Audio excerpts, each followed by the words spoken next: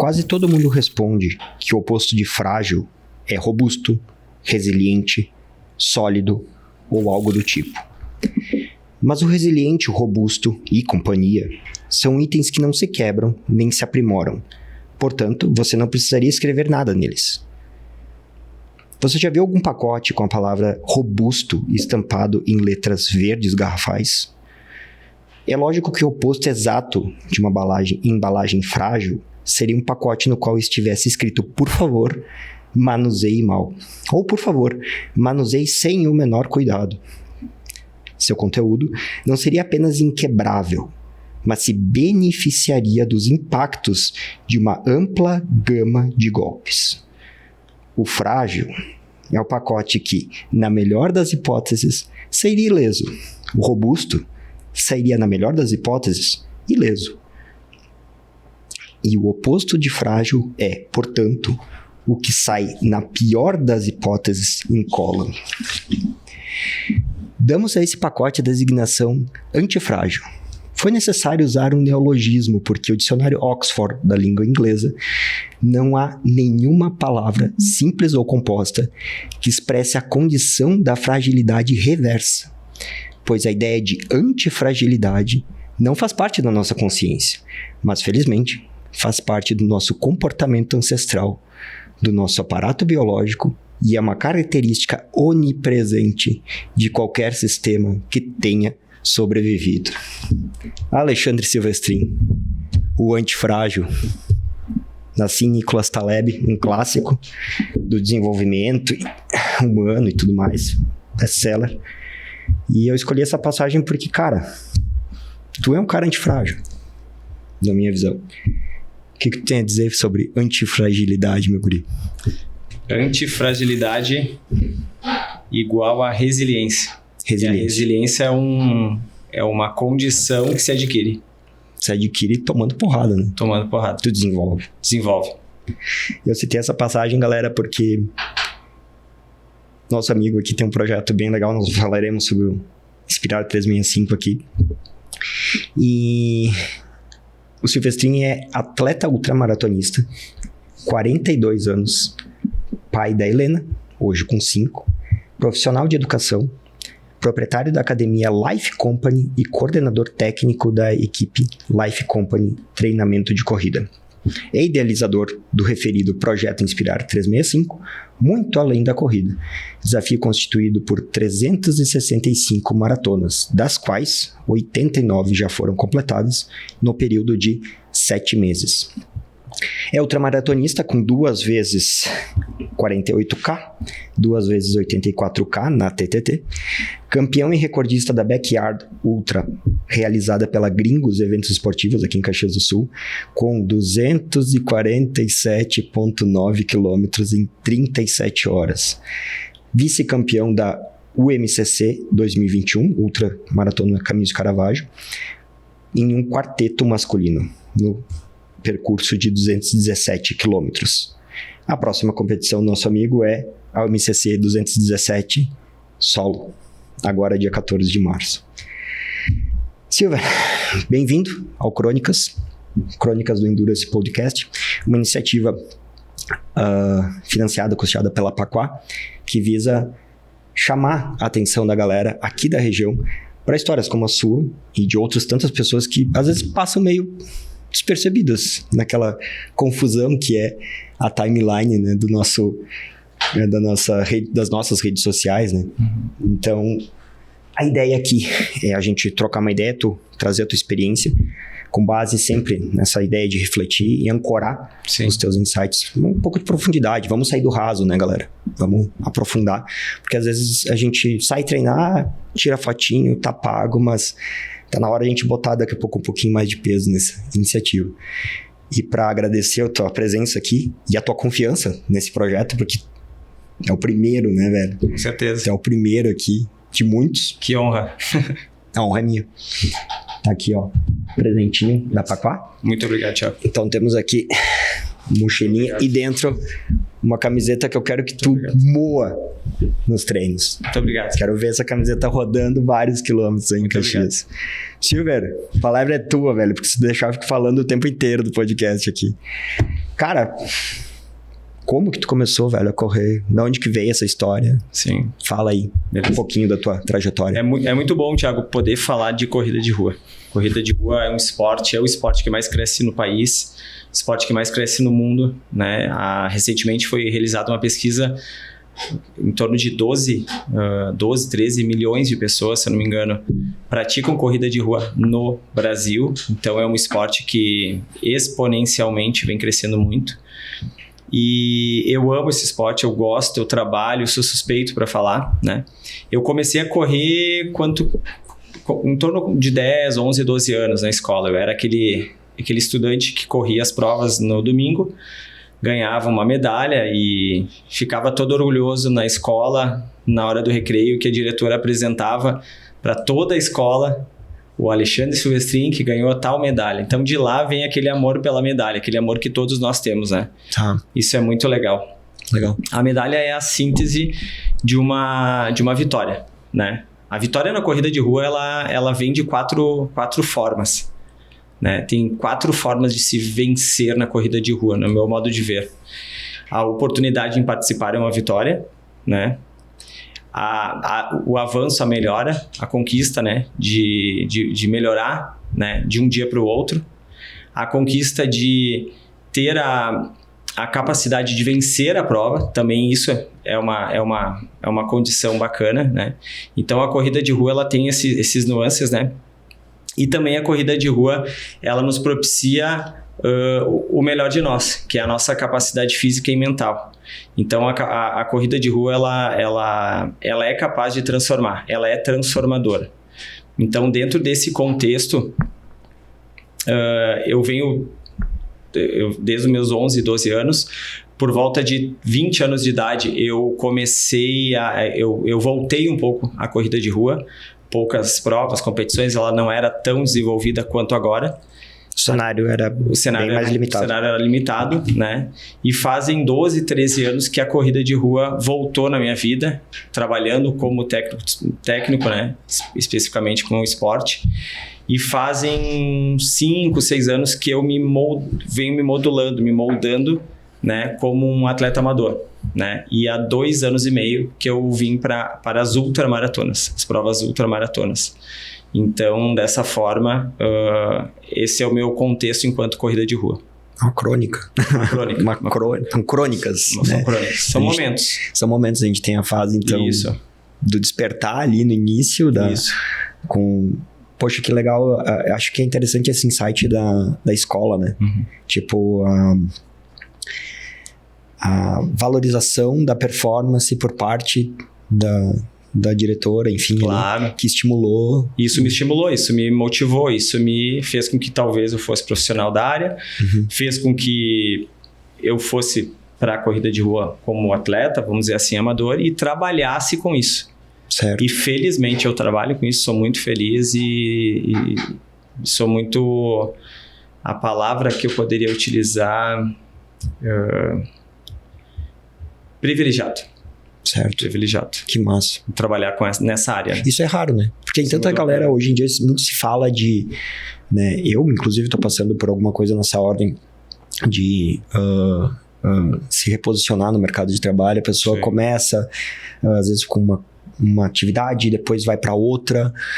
E então, tu poder já startar com algo que te preenche não só os bolsos, né? Porque a profissão e o nosso trabalho, o ofício, ele tem o papel de botar grana no bolso e comida na mesa. Mas quando transborda, né? Essa situação, acho que é muito legal. E tu vê que o input inicial foi na escola. Foi na escola. Com atividade. Isso. Daí a gente fala, né? Porque acho que é clichê e fácil falar educação, é importante. Mas esse exemplo, ele materializa o negócio. E achei legal o lance da medalha. Sim. Tipo, a materialização. Eu na minha jornada, agora nesses desafios que eu tenho me proposto aqui no Crônicas e tudo mais, eu tenho ancorado, né, pequenas recompensas, diga lá. Cara, uma métrica de Garmin, sei lá, quilômetros corridos, uma medalhinha, uma bobagemzinha ali. Sim. Cara, isso de uma certa forma é uma referência que a gente coloca, né? Claro. Então, às vezes a gente acaba negligenciando, talvez, a ideia de que você ter recompensas parciais ao longo do processo, o cara olha só lá no final da história, né? Claro. Tipo, por isso quero, vamos supor, uma pessoa que entra num projeto de correr uma maratona, ou uma pessoa que entra num projeto de correr uma meia, ou a pessoa que começa a correr. Cara, a pessoa que começa a correr qualquer um desses desafios, ela acaba olhando só lá no final. Putz, o dia que eu consegui correr 5 km, o dia que eu correr 10, Sim. 21, 42 ou uma ultra. Claro. Só que o caminho daqui até lá, ele é longo. Ele é longo. Né? E hoje em dia a gente vive, né, acho que todo mundo pode concordar com isso, que a gente vive uma era de imediatismo. Tudo é fácil. Imediatismo e a frustração, né? E a síndrome da frustração, porque eu me comparo com outras pessoas. Era de imediatismo Isso. e vaidade. Claro. Porque é a vontade do vencer, do ganhar. Do outro. Do outro. Tá. Mas não é isso. Isso não é vitória. Então, aí me pegou uma questão. Vencer é você ganhar a prova. Tá. Vencer é você, dentro de uma situação real, de um problema real dentro do desafio da prova, é você conseguir superar aquilo. Tá. Vencer é você ter a possibilidade de participar. Né? Entendi. E vencer é você evoluir. Então são essas 4 Tudo é vencer. formas de vencer. Isso. Entendi. Então, não é só o... só por estar lá já é uma vitória. Entendi. Só por ter a possibilidade, a oportunidade de estar lá correndo é uma vitória. Por isso que muita galera que... Eu acho que é uma coisa que é engraçada aqui. Eu já recebi esse tipo de feedback de pessoas que não são do ambiente da corrida. Por exemplo, a medalha de participação de prova. Tá, mas tu ganhou? Daí... Tá, tem todo mundo que participa de prova, tem lá seu quadrinho de medalhas. A maior parte delas são de conclusão, né? A maioria. E são vitórias. São mas vitórias. Pra quem não é do meio, a pessoa ancora a vitória, tipo, tá, mas tu não ganhou dos outros, tu não chegou, em que posição que tu chegou? Ah, nem sei. Mas como tu ganhou medalha? Não, é que eu concluí. Tá, mas ganhou uma medalha pra concluir, isso aí não é vitória. É desacoplar essa ideia de que vitória necessariamente... Chegar na frente do outro. É chegar na frente de si. Uhum. Né? O Thiago que largou e completou, ele tá na frente do Thiago que daqui a pouco ficou em casa naquele domingo de manhã, às 7 da manhã, dormindo de ressaca. Claro. Né? E atualmente nós temos essa síndrome da frustração, que é o quê? Eu me comparar com os outros, né? Tá. Eu querer chegar na frente do outro. Isso não é só, não, isso também é vitória. Mas existe um caminho muito grande até lá. O mais importante na corrida de rua não é o fim, e sim o meio. É o processo, é curtir o processo. Então eu tenho que entender que para que eu faça uma maratona, que são 42 quilômetros, eu tenho todo um processo. Um processo de variabilidade de treinamento, de variabilidade de locais diferentes de treino, de experiências, né, de conhecimento, de conhecer pessoas, de interagir. Isso é o processo. Esse é o lado positivo, o lado bonito da corrida de rua. Legal. E nessa questão do processo, Senhor, o que tu tem, assim, uma coisa que eu tenho pra mim, eu vejo que funciona comigo muito, que é a questão de você estar imerso em ambientes que facilitem aquele processo. Sim. Exemplo, tá? Teu ambiente de casa, você acorda de manhã, você tá com o espaço das suas roupas de esporte organizado, minimamente organizado, e não é meu caso, tá? Eu sou bem bagunçado, eu gasto uma energia gigante. Mas tem lá um canto que tem as coisas de esporte. As coisas de esporte. Quando eu dou muito certo, eu deixo ela separada na noite anterior. Eu noto que facilita muito. No dia seguinte, tu acorda meio zumbi, cara, tu só pega as coisas ali prontinha, tipo, tu não gasta muito tempo. Isso é o ambiente te ajudando. Mas é uma coisa que é um conceito interessante, que eu acho que é legal de a gente trazer aqui e compartilhar com a galera, que ambiente não é necessariamente o ambiente físico, né? Não, a ambiência, Ambiência. A ambiência, que legal. A ambiência, ela comporta o comportamento humano e o meio onde nós estamos, né? As coisas materiais, as pessoas, né? Então, um ambiente favorável vai me favorecer a permanecer naquele comportamento. Entendi. E a corrida de rua, o esporte, a saúde, a qualidade de vida também. Legal. E eu percebo, como eu também trabalho com corrida de rua, eu percebo que eu influencio também, o meio onde eu vivo, influencio os alunos, a percepção das necessidades de alimentação, estilo de vida também, as pessoas aderem a isso. Legal. Então nós somos influenciadores. O influenciador na rede digital, ele influencia a pessoa que está lá do outro lado da tela, né? E eu acredito que as redes sociais também, elas influenciam. Porque se eu corro, eu começo a seguir pessoas que correm, eu começo a seguir treinadores, profissionais relacionados à área da corrida de rua. Então, esse ambiente virtual também faz parte desse processo de ambiência. Processo de ambiência. Isso. Cara, gostei disso, velho. Processo de ambiência é um conceito bem legal. Porque, pensa só, se a gente entende que tudo é ambiente, nessa coisa toda, você citou aqui ambiente virtual. Aí nós temos o ambiente físico, no caso da tua casa. O ambiente humano. Então, você começa a correr, você daqui a pouco tem amigos que correm. Se influencia por pessoas que... Equipe, Isso. treinador, Isso. nutricionista, Vamos lá. Eu acho que é importante também a gente refletir sobre esses elementos que ajudam. Claro que o que dá a fagulha inicial, o start do negócio é a pessoa ter uma iniciativa. É iniciativa. Mas ela tem que ter noção que ela sozinha, apesar de a corrida de rua ser um esporte individual, você não executa esse processo sozinho. Né? É mais difícil. É possível, Claro, é mas possível. complica. Mas complica. Tu aplicar isso sobre um monte de gente, a incidência de pessoas que não vão aderir ao comportamento é bem menor. O conhecimento teórico e prático de uma outra pessoa pode te auxiliar a evoluir, né? Nesse sentido. Claro. E nesse sentido, tipo, de ambiência, né? Tu tem a galera da Life, tem teus alunos, tem a equipe, tu tem um ecossistema, vamos dizer assim, de treinadores e assessorias aqui da cidade, enfim, que se conversam e tem seus modelos de trabalho. Esse ambiente, essa ambiência, utilizando o termo que eu gostei, eu vou pegar para mim esse termo, viu? Usando a ambiência, como é que tu vê isso, tipo, o poder disso? Vamos lá, pega o caso de algum aluno teu e cara, tipo, pode citar bem de boa nome na galera aí, que entrou no processo e tu nota assim que a ambiência foi determinante para aquele cara avançar no processo. Claro. E se manter no processo. Porque na verdade avançar no processo dá pra gente dizer que é se manter no processo. Né? Como é que tu vê isso? São inúmeros casos, né? Pessoas com características diferentes, pessoas com 20 anos, pessoas com 74 anos. Eu tenho alunos de 18, 19 anos até 74 anos. Isso para mim é um motivo de muito orgulho. Legal. Então é muito legal. Eu tenho alunos que... Eu tenho, por exemplo, um cara que daqui a pouco tinha um estilo de vida sedentário, bebia, fisicamente não estava dentro de um padrão saudável, né?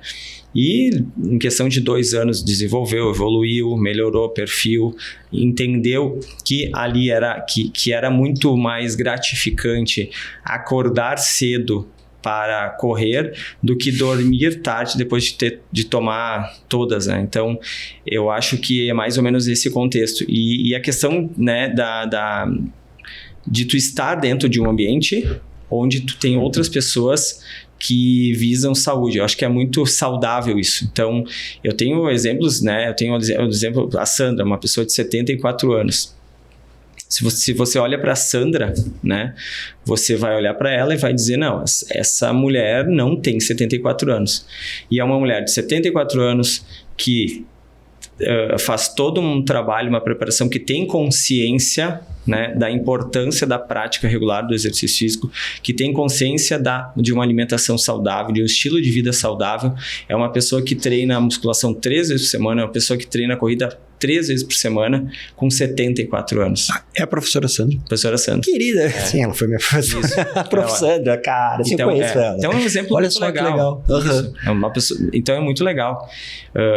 E isso é reflexo de quê? Reflexo de uma pessoa que tem conhecimento, né, do seu papel. E é uma pessoa que também inspira. Por exemplo, eu tenho um projeto que o nome é Inspirar. Mas eu tenho pessoas que me inspiram. Ela é uma pessoa que me inspira. Porque quando eu chegar nos 60, 70 anos, eu eu me inspiro nela, eu quero estar assim como ela está. Cara, Porque eu sei da importância, né, da prática de um estilo de vida saudável, né? Que legal. É muito legal. Nesse sentido, eu tô finalizando a leitura de um livro que também é dessa linha do desenvolvimento pessoal e tudo mais, bem é um best-seller, é o How to Live, do Peter Attia.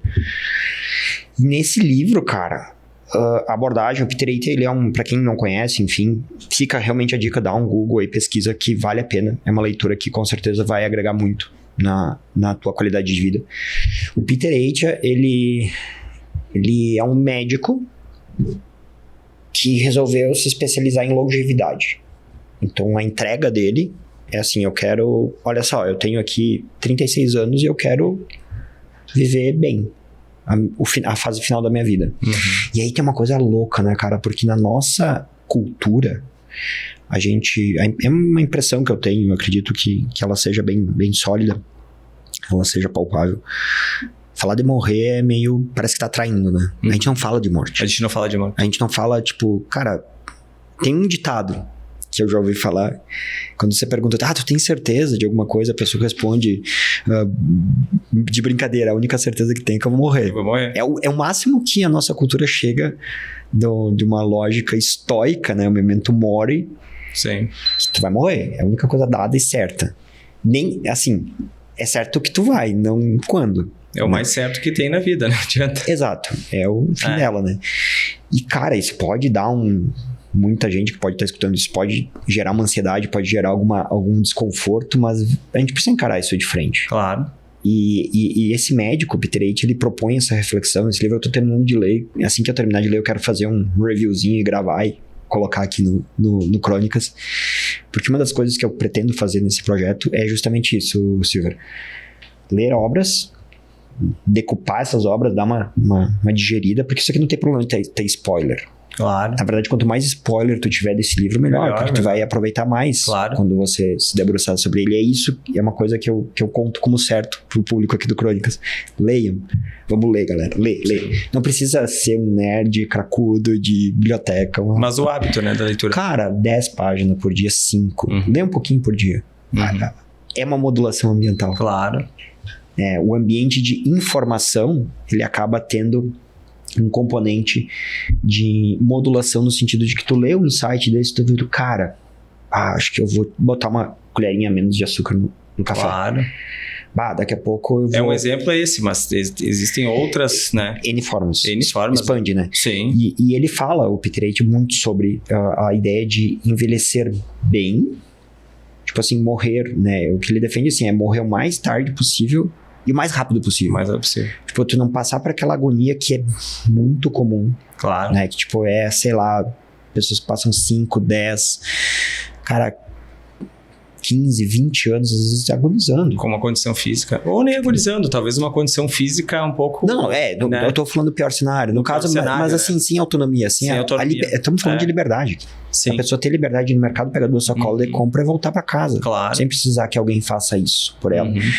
E existe uma questão de responsabilidade. Nós que estamos, né, chegando na meia-idade, a gente tá no final do ápice, vamos dizer assim. Eu tenho 36, você tem 42. Então essa faixa entre os 30 e os 50 é o ápice do desenvolvimento, né? Então nesse momento, se a gente... É meio que a última chamada. Se a gente não trabalha... No teu caso, tu trabalha há bastante tempo, né? Eu também tenho uma rotina eu sempre pratiquei esporte, mais ou menos, mas sempre tive. Mas a última chamada é nessa faixa, porque a partir dos 50 o negócio é downhill. Sim. Ladeira abaixo. Então, se a gente começa a trabalhar nessa fase, essa cultura de pensar, cara, eu vou morrer. E como é que eu vou estar nesse momento? Se tudo der certo, né? Não vamos considerar aqui tragédias, infortúnios, que faz parte da vida também. Vamos considerar que vai dar tudo certo, que tu vai chegar lá com teus 70, 80, 90, 100 anos. O que tu precisa fazer para chegar até lá? Claro. Lendo, entendendo, indo no mercado com a sacolinha, pegar teu neto, teu bisneto, teu trisneto daqui a pouco ali no colo, né? Não necessariamente jogar e dar cambota, mas poder exercer a tua autonomia. E aqui pode parecer um pouco estranho, talvez hoje na internet, vamos se expor ao fogo da internet. Não onerar o sistema. entende? Mas não o sistema financeiro só. Sim. Não onerar o sistema familiar. Poxa, você tá... E aqui, pelo amor de Deus, não quero dizer que se alguém que tá vendo, tá passando por isso, que é uma questão de julgamento. A gente tá falando de big picture, né? Uma visão ampla, né? Casos isolados são casos isolados e claro que tem suas particularidades. Mas uma visão assim de que, poxa, você tá lá com 90 anos, é tão legal, é tão feliz. Cara, a gente tá falando de evitar sofrimento teu e dos teus familiares. Ter qualidade de vida, ter saúde, né? Ser independente, né? Exatamente. Eu tenho isso é uma vitória, não? É uma vitória. Eu tenho 2 casos, assim, comentou até os 50 anos, né? A partir dos 50 anos e tal. E todo aluno importa, toda pessoa importa pra mim, desde aquela pessoa que apenas caminha até aquela pessoa que faz uma ultramaratona, ou aquela pessoa que é a campeã geral da prova. Para mim, sempre importou e sempre vai importar. É o mesmo grau de importância enquanto aluno, atleta. E tem um público que eu gosto muito de trabalhar, que é um público os 50 mais. Eu tenho 2 casos de alunos, um homem e uma mulher, né?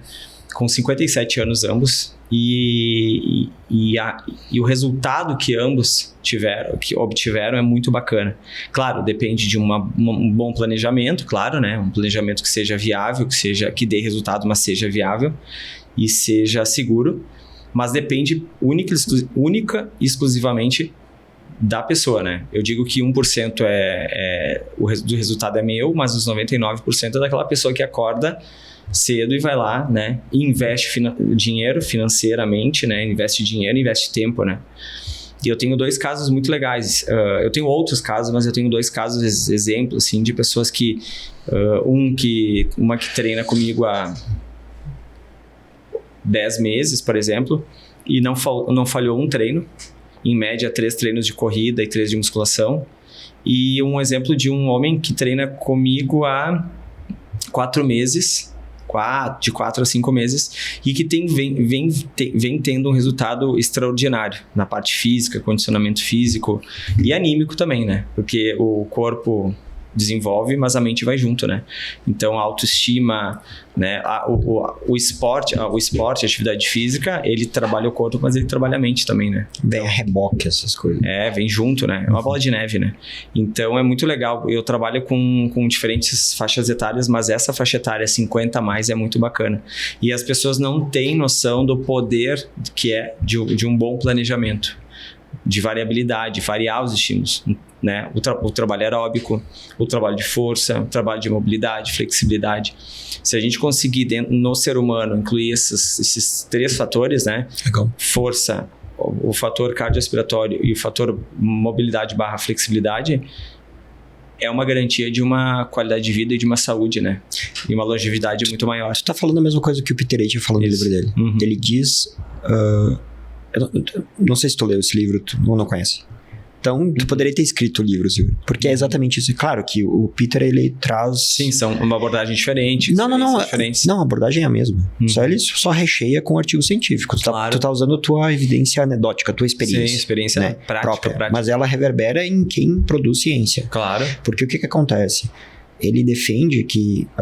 vamos lá. Força. Cardio. E ele chama de estabilidade, não necessariamente mobilidade, mas dá para entender que é a mesma coisa, no sentido de que a pessoa tem que ter própria percepção e controle. Sim. Porque vamos lá, você vai descer um degrau com 75 anos, desequilibrou, tu tem a agilidade de te levar a mão em alguma coisa, aí entra a soma de fatores, né? A própria percepção, ou seja... As AVDs, né? Atividade de vida diária. Exatamente. Né? Só que a gente usa sem perceber. Porque eu não preciso de força e nem condicionamento cardiorrespiratório para amarrar o meu tênis. Sim. Mas se eu não tiver capacidade de abaixar, né? Elas se complementam, né? Isso, se complementam. Então, né? É um contexto. Que legal. E o trabalho de força, Silvio? Cara, assim, a gente treinou, né?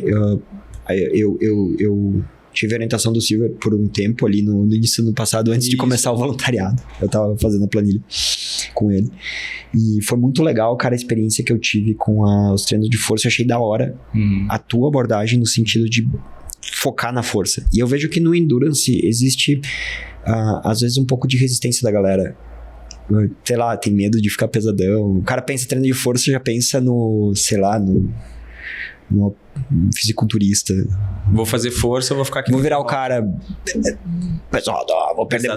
Não vou baixar meu tempo porque eu ganhei muita massa. Cara, desmistifica essa pra galera, por favor, cara, porque você acha que isso é um serviço de utilidade pública. Com certeza. É que o que acontece? Com o tempo nós vamos perdendo massa muscular, né? Principalmente pessoas de 30 anos pra mais, né? A partir dos 30 anos na nossa curva, né? Sim. Ela vai descendo, né? Então nós vamos perdendo, nós vamos criando um processo chamado sarcopenia, que é a perda da massa muscular. Tá. Então o treinamento de força, né, treinamento com cargas, ele vem para nos auxiliar a que nós consigamos nadar contra a onda. A onda tá me levando, né, para o fundo do mar, e eu tenho que nadar contra para eu não ir lá para o fundo do mar. Então, o treinamento de força ele serve como um contraponto disso. Então, e se for fazer uma análise, uma pesquisa, né, uma pesquisa no Brasil em si, eu acredito que a grande maioria das pessoas que praticam corrida de rua atualmente são pessoas acima de 30 anos. Então, são pessoas acima de 30 anos que praticam corrida de rua de forma regular. Então, essas pessoas precisam, né, reforçar a musculatura. Eu nunca lembro, mas é uma atleta, eu acho que eu comentei, uma atleta do ski cross country e tal. Eu não lembro...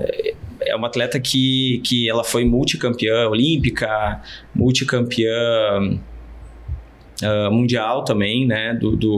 Campeã olímpica das Olimpíadas de Inverno e tal. No ski cross country, que é um dos esportes, né, mais absurdos que tem. Ele é tido como o esporte que mais apresenta endurance. Pra galera que não conhece, ski cross country você vai de esqui descendo numa reta e numa subida. Tu tem que se deslocar na neve. É uma maratona na neve. Ou seja, é uma prova longa que exige uma capacidade, né, cardiorrespiratória absurda, né?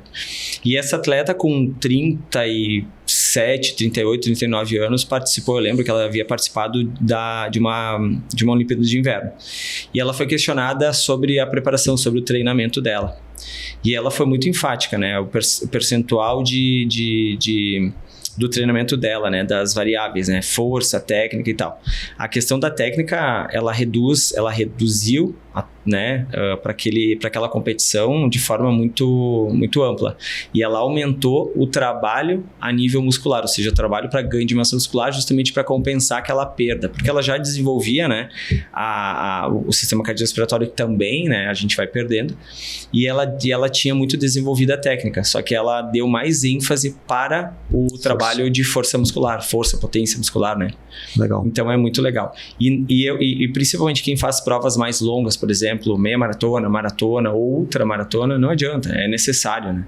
É para prevenir. É para prevenir. Não é... Melhorar a eficiência, prevenir, deixar o corpo mais econômico. Entendi. Mais econômico. E vamos lá, falamos antes de rede social, de aparência, né? É claro que hoje em dia acho que já é meio clichê chutar esses cachorros, né? Porque acho que todo mundo já sabe que tem um problema, né? Temos um problema com as redes sociais, temos um problema com essa coisa da vaidade, da estética, né? Ainda mais no Brasil, porque me parece que o brasileiro tem um comportamento estético, a gente dá muito valor para as aparências. Basta ver o que se consome em grande mídia, né? Sim. Então, os conteúdos, os grandes influenciadores e tal, o apelo estético tá sempre estético em todos os sentidos, né? Tipo, o cara, os bens da pessoa, o corpo da pessoa, e muitos se submetem, às vezes, por trás daquela fachada, né? A procedimento estético maluco, cara, dieta maluca para manter... Porque o negócio dela vira o corpo dela. Claro. A imagem. Na verdade, não é nem o corpo, é a imagem que o corpo dela projeta. Então, nesse sentido, até que ponto a questão estética... Porque assim, você acordar de manhã no espelho, você olhar no espelho e ver um corpo saudável é motivador. Você colocar esse corpo na vitrine da sociedade e receber aprovação dessa sociedade também é motivador. É motivador. Cara, onde é que tá o equilíbrio disso, na tua visão que trabalha com isso e vê pessoas? Por exemplo, assim, vamos lá, uma pessoa que começou uma jornada, melhorou ali, botou o shape, né? Vamos lá, botou o shape, tá legal. A pessoa pode tirar a camisa na praia e vai sentir um certo orgulho, uma certa... Uau, tô legal. Tem que ter O que tu vê, cara, o que tu vê dessa questão? Basicamente é um equilíbrio, né? É uma opinião minha, claro, né? Então, não quero dizer que a minha opinião é a mais correta, né? Sim. Mas eu vou ser meio clichê, né? O importante é tu sentir bem, mas estar bem. Sentir e estar. Sentir e estar. Ou seja, esteticamente, né? Se sentir bem e ter saúde. Porque não adianta esteticamente você estar bem, mas você não ter saúde. Exato. Né? E aí entra, acho que um outro ponto, né, cara, que a gente vai pro outro... Vamos lá. Mas também esteticamente, mas também eu tenho saúde e eu não me... Esteticamente eu não me vejo bem. Tá. Então isso pode também influenciar Tem a no dose? contexto, claro. Tem a dose. Por isso do equilíbrio. Importante encontrar esse equilíbrio. Claro. Porque o que eu vejo que acontece bastante, acho que é interessante essa reflexão no sentido de que a gente vive uma era meio polarizada e, cara, daria pra passar um bom tempo. Eu passaria um bom tempo compartilhando alguns insights que eu tive dos conteúdos que eu consumi ultimamente. Principalmente de um neurocientista brasileiro chamado Miguel Nicoleles. Uhum. Galera, dá um Google e dá uma pesquisada aí, porque esse cara deveria... Não digo ser tão famoso quanto jogador de futebol, não vou meter essa... Porque o jogo de futebol é muito mais legal do que ciência no sentido de entretenimento. Claro, cara, mais lúdico, mais... Falou um palmeirense doente aqui, né? Eu quero que tu fale sobre isso depois. E torcedor do Caxias. Agora nós temos aqui o produtor de conteúdo da Alcatel, ele é dessa galera, ele tá lá faceiro do caramba, ó, tá felizão aqui lá. Então, estamos bem acolhidos aqui. Bem acolhidos. Eu não torço pra ninguém, eu abandonei futebol, então eu sei. Torço pra que vocês fiquem bem. Sejam felizes. Olha lá, ó, bem louco lá com as tatuagens. Cara, o cara tatuar os bagulho de time é um troço que eu não entendo. Cara, vamos lá. O Nicoleles, ele fala muito sobre... a pesquisa dele é interface cérebro-máquina. Uhum. Então, é buscar tecnologias que transcrevam por meio da captação de inputs da atividade cerebral por eletroencefalograma. Uhum. Interface faz uma máquina se mexer, basicamente isso. Só que, claro, por trás de tudo isso tem toda uma pesquisa em neurologia punk, bem hardcore. E ele percebeu ao longo dessa pesquisa que existe e não só ele, tipo, isso é bem documentado na ciência, que existe o cérebro, ele assimila as ferramentas como parte do corpo. Uhum. Então, no momento em que, por exemplo, eu, quando pratico mountain bike, e tem uma coisa que se faz quando você está descendo uma trilha, um lugar que tem bastante obstáculo, pedra, você dá um araço, que é o quê? Você dá com a pedra, o pneu não vence, e tu dá direto e dá o barulho, pega no aro. Então tu sente um tum. A impressão que tem, eu acho que todo ciclista vai compartilhar comigo disso, é que foi em ti. Claro. Tanto que geralmente a gente reage, tipo, a reação automática é de dor. Tu não sentiu a dor porque tu não tem um neurônio de sensório lá disparando. Interligado na bike. Mas o resto, toda a circuitaria da dor, ela dispara nesse momento. O resto, né? Então tu tem uma reação de defesa, porque parece que foi em ti a pedrada. É a mesma coisa o carro. Você tá dirigindo o carro, deu pneu no buraco. Você parece que sente em ti. Sim. A depender, aí tá o ponto, do quanto você utiliza aquela ferramenta e quão integrada ela tá. Então o cérebro, ele se adapta, ele cria sinapses e ele cria toda uma rede para incorporar aquilo como parte de você. Vamos lá. Uma ferramenta que a gente está utilizando muito hoje, e ela é uma ferramenta baseada no ser palpável, é a lógica digital. Uhum. E o Nicoleles defende que a lógica digital está, de uma certa forma, modulando o nosso cérebro para a gente pensar de forma digital, ou seja, 0 ou 1. 8 ou 80, sim ou não. Sim. Só que a nossa história evolutiva até o momento, ela não é digital, ela é analógica. E segundo o Nicoleles, eu, tipo, nas minhas limitações, concordo com ele, tendo a concordar com ele, porque me parece muito plausível isso. Entre o 0 e o 1 no analógico tem o 0,00000, tem infinito. E ele diz, olha, o analógico é infinitas possibilidades. Então, no momento em que você tem uma abordagem analógica, e é por isso, é uma coisa que eu quero destacar bastante aqui, galera, até para apresentar aos poucos a estética do podcast, caneta, escrever, matéria. O Nicoleles defende isso e eu divido dessa preocupação que a gente precisa resgatar algumas coisas analógicas. Porque aqui tem nuances, né? E esse exercício de resgatar o analógico, ele nos tira desse 880, desse pensamento digital de sim ou não, certo ou errado. Claro. Tu é bonito ou não é? Onde que eu quero chegar nessa trip lisérgica? Por um lado, nós temos o sedentarismo extremo, que é o que a gente começou abordando aqui. Claro. De outro lado, nós temos aquele atleta de performance. Que, cara, o louco vira um... Vamos lá, o cara vira um cracudo do esporte. Ele só fala de esporte, só fala de corrida. Eu conheci galera da bike, eu conheço galera da corrida. Cara, o cara não fala de outra coisa. Equilíbrio de novo, né, Silvio? Né? E acho que a estética, ela entra também nessa conta. E acho que na modulação ambiental, passa muito pra gente resgatar. Você vai treinar, cara, interage com a galera. Meu treino, tô focado. Beleza, tu tem que focar, mas dá um oi. Olha pro lado, sabe? Eu, às vezes, fico num foco, tipo, eu fecho a cara, tô treinando, mas sempre que eu me pego, tipo assim, demais, eu procuro desarma, converso com o cara, claro, sabe? Com certeza. O que tu acha disso na cena de hoje? Falando da corrida de rua, que é o teu ambiente, assim... Onde que estaria o equilíbrio, cara? Vamos lá. O que seria esse equilíbrio? Sim. O que acontece? Quando eu falo de corrida de rua, o que eu preconizo? Eu preconizo um contexto. Na minha visão, são 4 possibilidades ali. Nós temos o sedentarismo, né? E no extremo nós temos o atleta. Atleta de elite, né?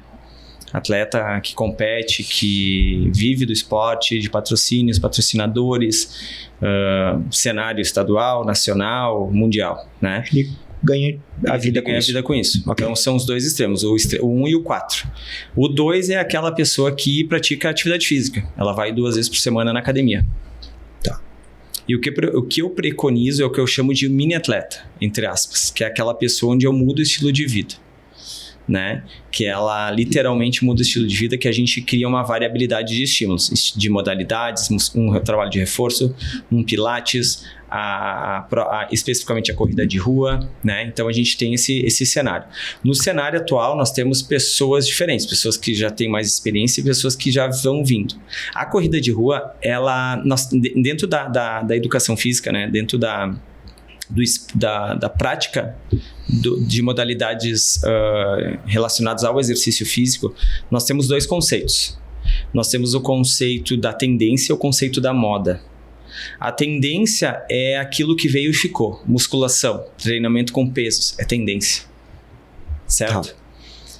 Dentro desse contexto, nós temos o outro extremo, que é a moda. Moda são atividades. Por exemplo, anos atrás veio uma moda, que era realizar atividade de musculação com um pouco menos de carga, mas em baixíssima velocidade, super slow, que era uma atividade... Então, se acreditava que naquele momento tu iria ter ganhos de hipertrofia e tudo mais.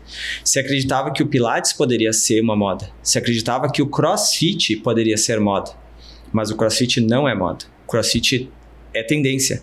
Consolidou. O Pilates é tendência, consolidou. E a minha pergunta, Thiago, a corrida de rua, ela é moda ou tendência? Boa. E eu tenho a resposta na ponta da língua. Ela é as 2 coisas. Tá. Ela já veio há anos, ela foi interrompida por um período de pandemia. Tá. E ela vem crescendo exponencialmente com base no que cresce nos Estados Unidos. Sendo que aqui nós temos muitos eventos esportivos. A indústria do marketing é absurda nos Estados Unidos e essa indústria ela reverbera para o Brasil. A gente pega muito. Nós pegamos muito deles. Muita ressonância, né? Lá, né? Então a corrida de rua só cresce. Então depois da pandemia veio um período ali de reorganização e o último ano, e esse ano de 2025 vai ser um ano recorde, certo? Então a corrida de rua ela é tendência e ela é moda. Então eu vejo pessoas que estão através de tendência, que já vêm pessoas mais experientes correndo, e eu vejo que tem pessoas que estão começando. Legal. Grupos estão se formando de pessoas novas. Legal. Eu vejo uma tendência de pessoas abaixo de 30 anos correndo, grupos pequenos de amigos ali. Então, dentro desse contexto, o que nós precisamos é criar um ambiente saudável dentro da corrida de rua. Esse ambiente saudável, ele passa por uma aceitação. Não é porque eu já corro há 5, 6 anos e eu corro uma maratona que eu tenho que olhar com desprezo uma pessoa que está começando agora, que ainda, né, está no processo inicial de treinamento, que mal corre ou que corre 3, 5 quilômetros e não corre por exemplo, no ritmo que eu corro. Então, nós temos que entender que a corrida de rua, ela é universal e ela é para todos, né? Legal. E ela é transformadora, porque eu iniciei num formato e agora sou outro. Eu sou uma outra versão minha, né? Porque a corrida de rua, como eu sempre digo, ela é transformadora. Ela transforma. Então, nós temos que criar um ambiente que seja agradável e que seja amistoso dentro desses conceitos. Porque senão, daqui a pouco, nós vamos desestimular essas pessoas que estão dentro desse processo inicial de formatação. Eu achei fantástico esse insight porque é uma coisa importante, né? Fazer diferenciações e conceituações, eu adoro isso. Vamos lá, moda e tendência. Moda e tendência. Né? Cara, o quanto de moda tem... Tudo bem, é que nem o lance da estética, né? Tipo, quanto de modismo tu tem? Cara, vai lá, tem o modismo, tem o tênisinho, o hype, legal, o Garminzinho, tudo bem. Mas isso não pode determinar a tendência. Claro. A moda pode ser modulada pela tendência, que é o quê? Qualidade de vida, treino, desenvolvimento humano, a pessoa se desenvolver enquanto pessoa por meio do esporte. Mas acho que uma diferenciação que eu faço muito na minha jornada, na minha ultramaratona, é fins e meios. Qual é o fim e qual que é o meio? O que é a ferramenta e o que é a execução da ferramenta. Dado o momento que você começa a servir a ferramenta, perdeu o propósito. Sim. Então, assim, a partir do momento que você começa a servir ao seu Garmin, a partir do momento que você começa a servir ao seu Strava, né? Tipo, o Strava é muito legal porque, pra mim, eu brinco dizendo que o Strava é uma rede social que até então ela tem mais coisas positivas do que negativas na minha jornada. Claro. Porque quando eu comecei com a bike, eu utilizava o Strava para mapear, para me orientar, para fazer trajetos. Aí tinha lá um segmento, né? Pra quem não conhece, a galera que daqui a pouco tá começando agora e, poxa, o Strava e tal, o segmento qualquer pessoa pode criar segmento. Você vai lá, você corre num lugar, você chega lá, marca no mapa daqui até aqui, tá valendo uma tomada de tempo. E aí tem um ranking, e tu ganha medalhinha, e tem toda uma gamificação. Tem um papel muito legal essa gamificação, só que quando ela é ferramenta. Que nem eu utilizo métricas do Garmin, os desafios do Garmin, até posto lá no Insta do Crônicas bastante coisa sobre isso. Mas é assim, pra mim é uma ferramenta. Claro. É uma bússola. Eu não fico olhando pra bússola. Sim. Ela tá me mandando pra um lugar. É pra lá que eu tô indo. Ele é um auxílio. Eu uso ela pra ir até lá. Então a moda tem que servir à tendência. Claro. Acho que é legal a gente... Me parece legal, razoável pensar assim.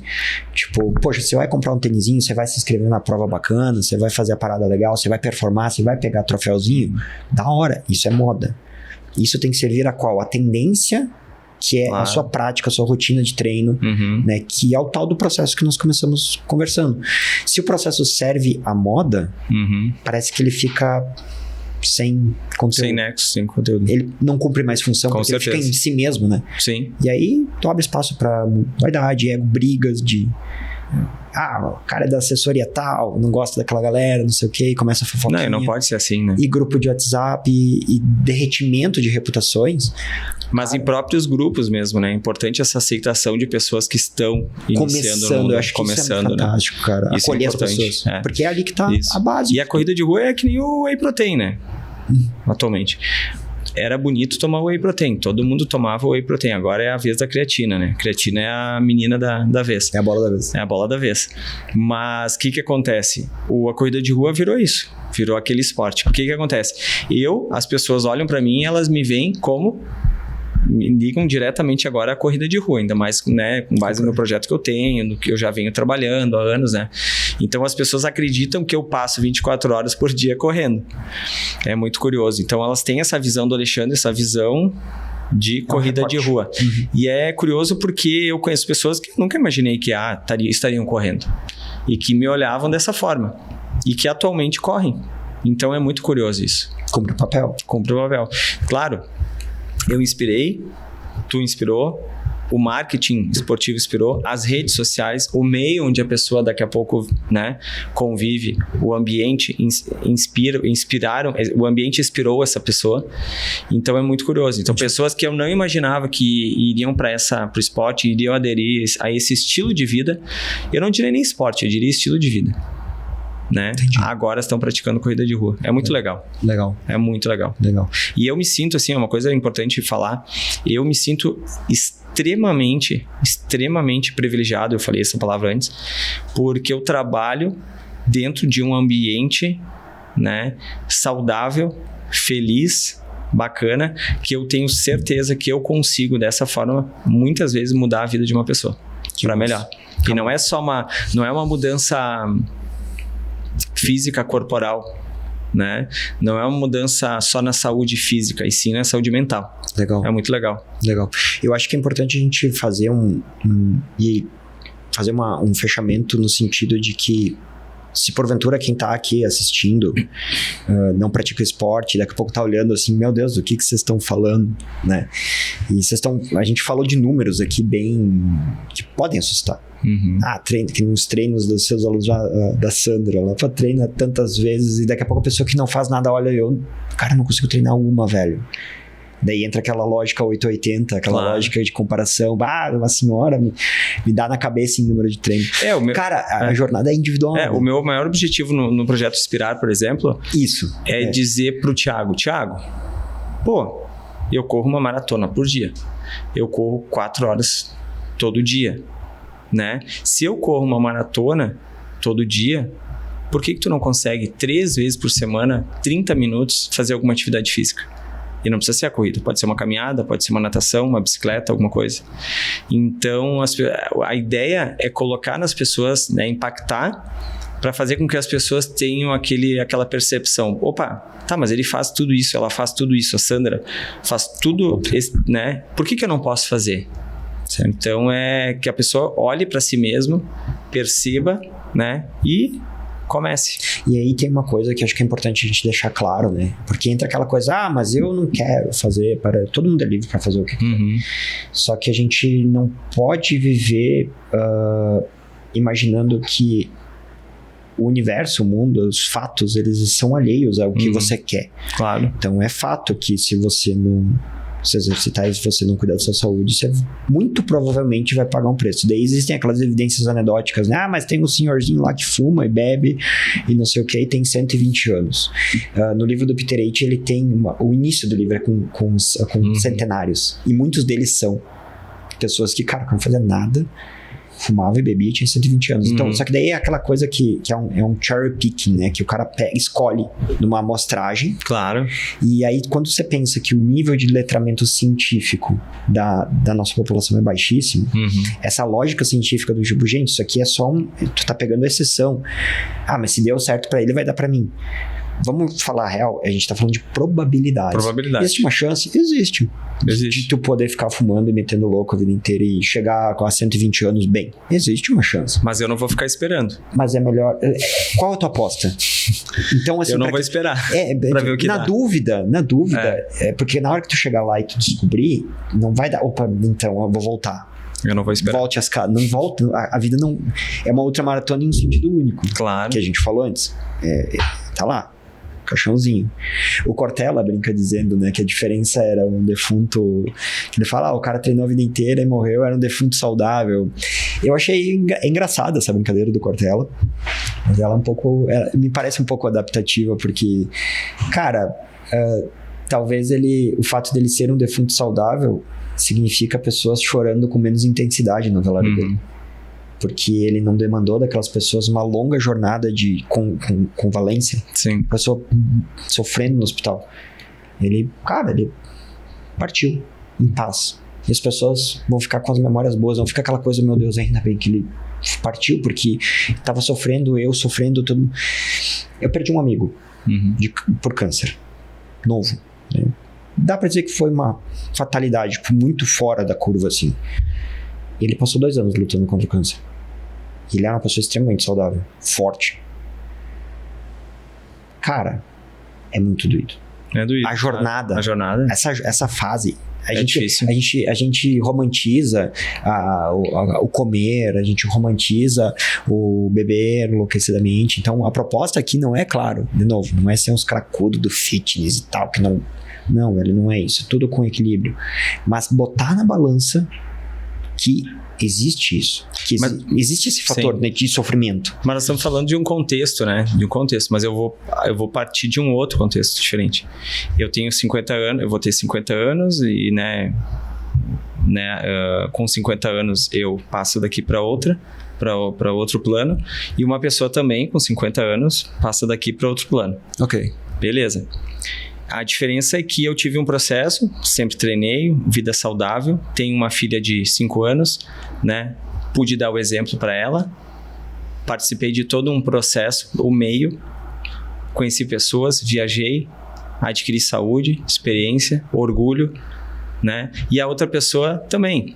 Mas aí tu vai dizer, mas o cara era saudável e foi igual ao outro. Só que é diferente. O outro, sedentário, bebia toda semana, hábitos alimentares ruins, estresse. Eu não, eu aproveitei. Então, quando a gente fala de meio e fim, a gente está falando do mesmo fim. Só que o meu meio foi mais saudável, foi mais feliz e eu pude inspirar e outras pessoas ou seja, eu deixei um legado positivo. Acho que isso é legal, né? Isso é uma coisa... Porque daí é uma coisa que transcende o ego da pessoa. Eu tenho uma filha de 5 anos. Deixou legado. Eu tenho uma filha de 5 anos. Com certeza, ela ainda não compreende totalmente o contexto do que o pai dela faz e tal. Mas ela tem orgulho do pai dela, no sentido de que ela vê que o pai dela tem um propósito e um estilo de vida alegre e saudável e bonito. Legal. Eu não preciso mostrar para ela que bebida é positivo. Eu não preciso mostrar para ela que comer errado é positivo. Eu posso mostrar para ela um outro lado da vida muito mais saudável. E eu posso ir junto com aquele cara de 50 anos no mesmo, só que eu tive uma trajetória. O meu meio foi muito mais inspirador do que essa pessoa. Enriquecedor. É um outro contexto também que a gente pode abordar. Claro.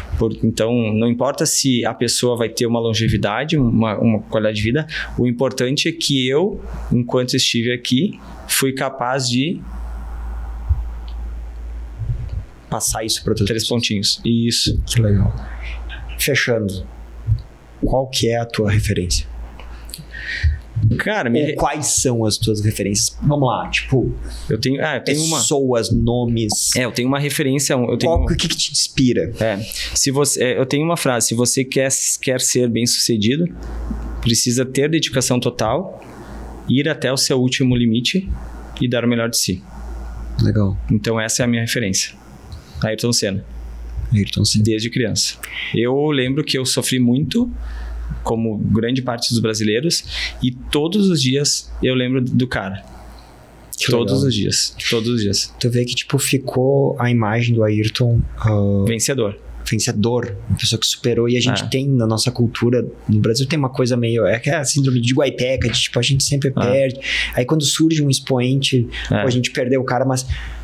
Que legal que tu pegou a parte. Só que ele pegou o legado do cara. Só que ele, dentro dos 4 conceitos de vitória, ele buscava que era chegar antes do outro. Sim. Isso era vitória para ele. Porque o contexto dele era esse, né? Ele era um atleta de ponta, patrocínio, precisava crescer na carreira profissional dele, né? Mas esse conceito de vitória eu estendo, né, para as 4 possibilidades. 4 possibilidades lá. E como ele era um cara que buscava vitória, eu também busco a vitória. Há pouco tempo atrás, a minha vitória era poder participar era poder correr. Eu tive uma lesão, né, infelizmente, e dentro de um projeto grandioso, e eu tive uma lesão. Então, a minha vitória não era chegar na frente do outro, não era evoluir, não era estar dentro de um contexto, participar de um evento, de uma prova e dentro de uma diversidade conseguir concluir. A minha vitória era a oportunidade de poder fazer algo que eu gostava. Então eu vejo que é o cara que me inspira mesmo. Que legal. Cara, temos muito que conversar, com certeza. Nosso amigo Silvestrinho voltará aqui ao Crônicas do Endurance. Cara, tuas redes, deixa pra galera aí. Fala um pouquinho do 365, qual é o horizonte aí de eventos desse projeto. E, enfim, o espaço tá aí para te dividir com o pessoal. O projeto Inspirar 365 é um projeto são de 365 dias do ano de inspirar pessoas. O projeto ele tem 5 pilares. Um pilar é o desafio de correr 365 maratonas, o qual, né, infelizmente, após uma lesão, após 62 dias correndo 62 maratonas seguidas, e foi interrompido por um período de 89 dias e agora eu retomei. Eu estou na maratona 89 e aquelas maratonas que eu ia realizar em 365 dias sozinho, eu vou realizar em cooperação com outras pessoas. Então a ideia é dia 13 de julho conseguir concluir 365 maratonas, as minhas, o máximo possível, né, o possível, né, dentro desse período e junto a outras pessoas também, que eu possa inspirar. Então é uma forma de adaptar, né, o desafio do projeto. O projeto ele tem também um cunho social, né, de alguns eventos sociais. Eu me referi antes à questão da medalha, que é o projeto Primeira Medalha, onde eu vou em escolas de ensino fundamental do município de Caxias do Sul e eu faço algumas atividades e as crianças que conseguem concluir o desafio, ou seja, todas, né, diga-se de passagem, sobem ao pódio de primeiro lugar, eu tenho o pódio e elas ganham uma medalha personalizada. É muito legal. Eu fiz um piloto no final do ano, 2 escolas, 48 estudantes, 40 nunca tinham ganho e em outra escola, das 13 crianças, 12 nunca tinham ganho uma medalha. Então foi muito legal. E eu vou estender agora quinzenalmente esse projeto em escolas, alunos de segundo ano. Fomento do turismo, né, que é a ideia, falar um pouquinho de Caxias do Sul, mostrar um pouquinho de Caxias do Sul, Serra Gaúcha, falar sobre a corrida de rua e sobre a importância de adotar um estilo de vida saudável. Por todos os motivos que a gente falou. Isso. Então essa é a ideia do projeto Inspirar 365. Cara, estamos todos inspirados agora, então. Cara, muito legal. Legal mesmo. E acho que é interessante porque olha só que louco, né? A fenomenologia do teu projeto. Ele se chama Inspirar 365. E daí a gente propõe ele inicialmente uma maratona por dia por 365 dias. Aí você tem uma coisa da fortuna, uma lesão. Aí, poxa, vou ter que readaptar. Na verdade, tu não tá readaptando. Tu continua inspirando. Tu não te propôs a fazer 365 maratonas pra dizer, olha, como eu consigo. Faço. Eu quero inspirar por meio. Inspirar. Então, não necessariamente você precisa fazer todas as maratonas todos os dias. E, tipo, continha no próprio... Olha que louco, né? Porque continha no próprio nome que tu elegeu a solução para eventual. Vamos supor que tu tivesse feito... Por isso, eu acho fantástico isso, porque se tu tivesse concebido esse projeto no sentido de alavancar o teu ego, tipo assim, eu quero mostrar que eu sou... Pá! Seria outro nome, seria outra proposta. No dia que tu meteu a lesão, que apareceu a lesão ali, tu ia ficar muito mal. Não, e o mais difícil do que ia interromper o projeto. E eu vou dizer que o mais difícil do que fazer 365 dias seguidos, de forma tranquila, saudável, o mais difícil que isso é a partir de 62 dias, ter uma lesão, ficar 89 dias afastado, ter a vontade, a força de vontade, a resiliência de treinar todos os dias, me preparar o máximo possível para retornar, mesmo que de forma adaptada. Isso é muito mais difícil do que fazer 365 maratonas. Porque eu faria 365 maratonas tendo condições físicas. Perfeito. Com certeza. Cara, que demais. Velho, obrigadão. Obrigadão pela presença, com certeza. Obrigado. Alexandre Silvestre voltará ao Crônicas do Endurance aqui, pra gente dar sequência nessa troca de ideias. Show. Espero que tenha contribuído com a tua ultramaratona, porque é aquilo. A vida é uma jornada longa, gradual, é um processo, e a vida, né, é uma ultramaratona. Fica o convite para você seguir a página aqui do Crônicas, o canal do Crônicas. Deixa like aí no vídeo para ajudar no engajamento, para a gente espalhar aí pelas ondas da internet e ajudar nessa modulação do ambiente virtual para propagar essa mensagem de que as pessoas... Mensagens positivas, né? Cara, vamos lá, vamos buscar isso porque vale muito a pena. Isso dito por pessoas, Silvestre, eu, que temos uma experiência nesse universo e a gente colhe frutos dia após dia extremamente positivos e a gente quer que isso atinja o máximo possível de pessoas. Então, deixa o like, se inscreve no canal, ativa ali o sininho para receber a notificação de quando sair o vídeo aqui novo. Tem o Insta também do projeto, né? Nesse Insta eu compartilho um pouco da minha rotina nessa jornada. Eu tenho lá meus desafios pessoais também, inspirado por esse cara, porque essa coisa de fazer coisa todo dia, eu também tô com o meu lá, não é uma maratona, mas eu tô lá com o meu desafio de fazer pelo menos 30 minutos de atividade por dia e dar 10 mil passos. Show. Todos os dias, tipo, até o dia que quebrar. E quando quebrar, a gente recomeça. Então, fica um convite para vocês acompanharem. Agradecimento ao Silver. Sigam Alexandre Silvestrin no Insta. Isso. Projeto 365, ele está compartilhando lá no perfil pessoal dele. Agradecimento aqui à galera da Alcateia, Guizão. Primeiro episódio gravado com uma qualidade excepcional, tá? Colhimento excepcional. A gente preza muito pelo local, galera. Então, eu fiz questão de escolher um estúdio local, valorizar o trabalho de um parceiro aí de longa data. E agradecimento a todo o time Paqua por me permitir, né? Porque eu não estaria aqui se não tivesse uma empresa rodando com profissionais extremamente competentes, fabricando as peças que eu comercializo, junto com a galera do comercial, e que, no fim das contas, pagam, né? Para que eu fornecem para mim os insumos e o recurso para que eu possa estar fazendo tanto a minha jornada como atleta, mas também a minha jornada aqui como produtor, pensador, né? E contribuindo. Então, eu tenho que fazer esse agradecimento. Sigam a página da Paqua, precisando de confecções personalizadas esportivas ou para empresas, tá lá. Vai ser um prazer atender todos vocês. Silver, mais uma vez. Valeu. Brigadão. Muito obrigado pela oportunidade. Eu que agradeço. Uma honra. Vamos lá, galera, porque a vida é uma ultramaratona.